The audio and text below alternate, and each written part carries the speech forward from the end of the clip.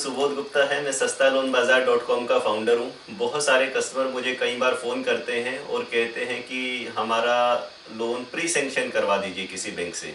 Pre sanction का मतलब होता है कि उन कस्टमर्स ने घर उस समय तक फाइनल नहीं किया होता, वो प्रॉपर्टी सर्च कर रहे होते हैं, पर मीनवाइल वो चाहते हैं कि मैं बैंक से उन्हें सेंक्शन लेटर दिलवा दूँ ताकि उन्हें तसल्ली हो जाए कि उन्हें कितना लोन उस बैंक से मिलने वाला है।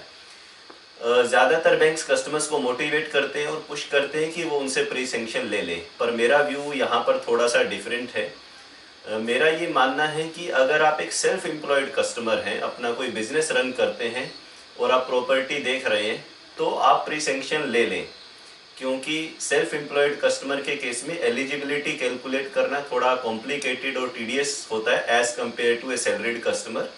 और राइट फिगर पे अराइव करने के लिए pre sanction is a more reliable way.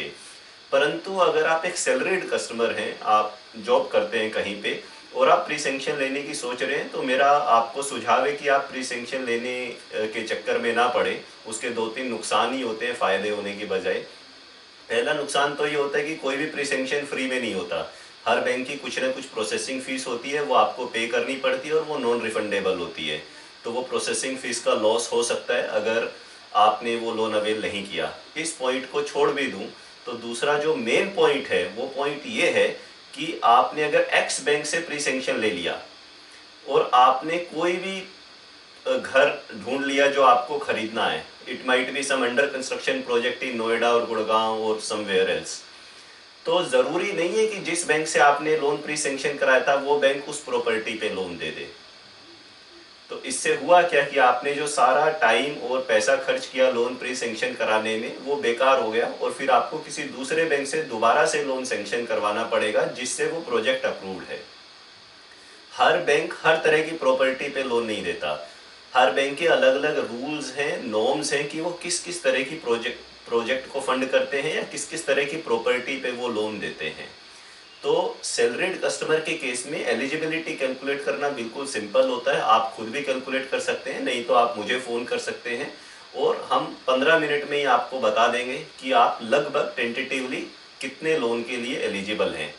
Loan का अगर आप प्री सेंक्शन कराते हैं तो वो चीज़ आपके सिविल में भी रिफ्लेक्ट होती है और उसका कुछ असर आपकी सिविल स्कोर पर भी पड़ता है, तो वो क्वेरी वहाँ पे रिफ्लेक्ट होती है।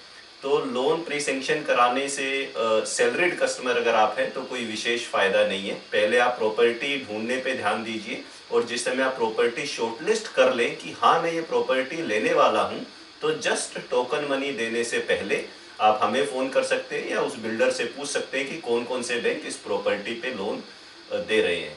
उम्मीद करता हूँ कि मेरे इस वीडियो से आपको आज कुछ फ़ायदा हुआ होगा। अगर आपको दिल्ली एनसीआर में किसी भी प्रकार का लोन चाहिए तो हम देते हैं absolutely free door step services और आप हमें फ़ोन कीजिए, क्योंकि मैं ये मानता हूँ कि बिजनेस सच के साथ भी हो सकता है।